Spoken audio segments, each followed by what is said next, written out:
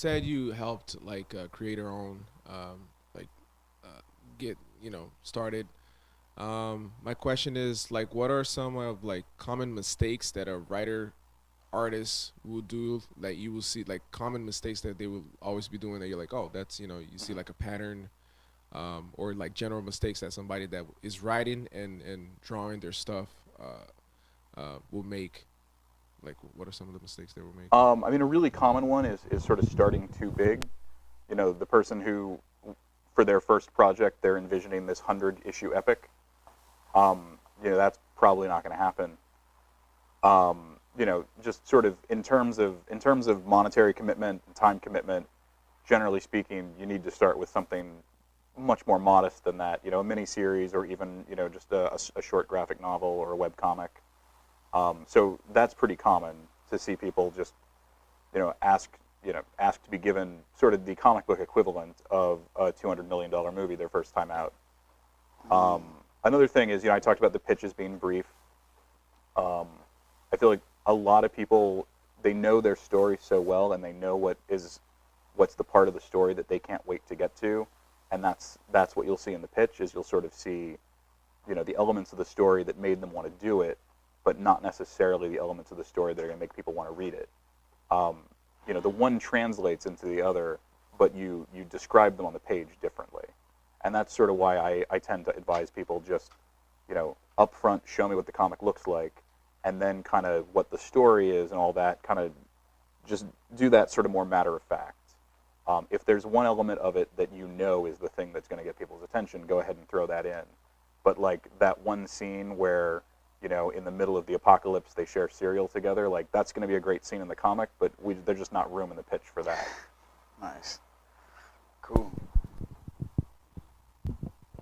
What, as an editor, when you're looking at work, grabs your attention, like the story or the art? Like, what's your personal taste in regards to that? I mean, and this is the weird place where being an editor and being one of the money people, Yeah. kind of come into conflict. Because what they want to hear is, what other book that sold a lot is this like? And what I'm always attracted to is, oh shit, I haven't seen anything like that before.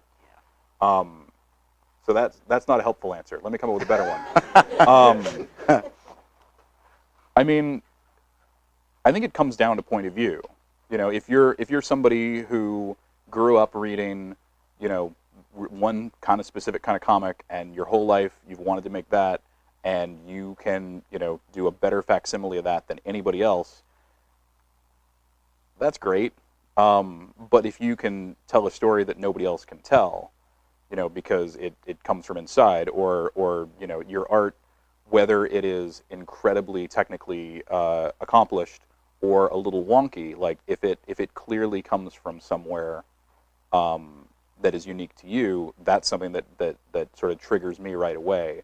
Of, over the long term, this is somebody that we can develop as somebody who isn't like other people. This is somebody that long term we can go, you can't wait for the next book by this person because, this person is in your brain now.